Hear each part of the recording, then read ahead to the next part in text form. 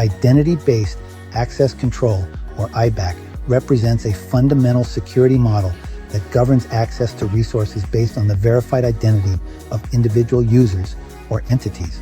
Unlike traditional perimeter-based security approaches, IBAC places the user's identity at the center of access decisions, ensuring that each individual receives precisely the appropriate level of access to systems and data.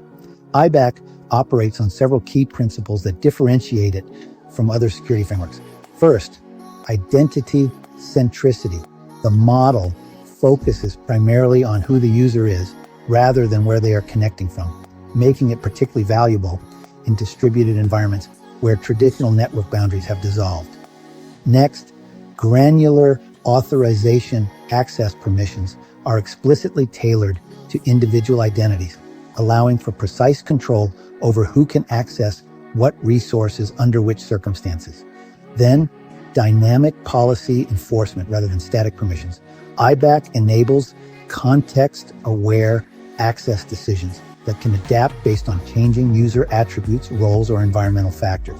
And finally, attribute-based decisions. Access control policies in IBAC are defined based on attributes associated with users, resources, and the environment, enabling fine-grained control that goes beyond simple role assignments.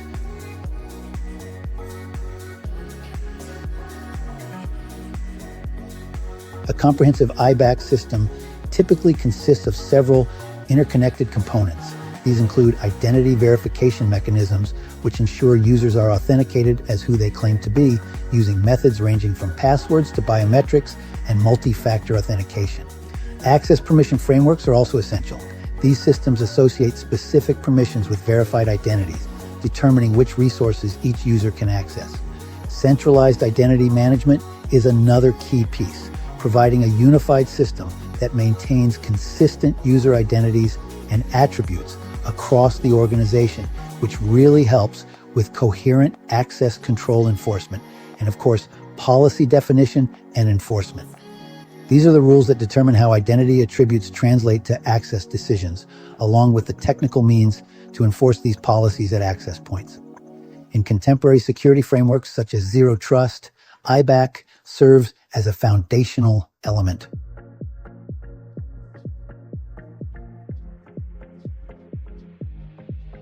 Rather than assuming trust based on network location, these architectures verify identity for each access request before granting permissions. This approach aligns perfectly with distributed work environments where users access resources from various places and devices. The implementation of IBAC provides several significant advantages. First, reduced attack surface.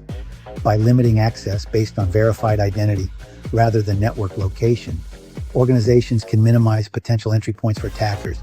Next, improved compliance capabilities.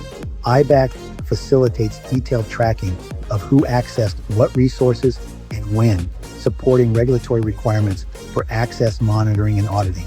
Enhanced security granularity is another benefit, as organizations can implement precise security controls that match business requirements without resorting to overly permissive access policies. And finally, adaptive security posture. As user roles and responsibilities change, access permissions can be dynamically adjusted without requiring reconfiguration of the network infrastructure.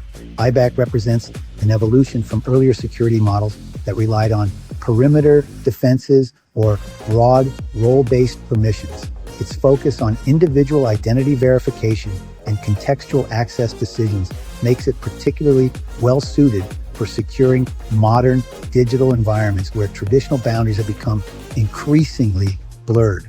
When implemented as part of a comprehensive security strategy, IBAC helps organizations maintain the delicate balance between security and accessibility, ensuring that legitimate users can access the resources they need. In contrast, unauthorized access attempts are effectively blocked.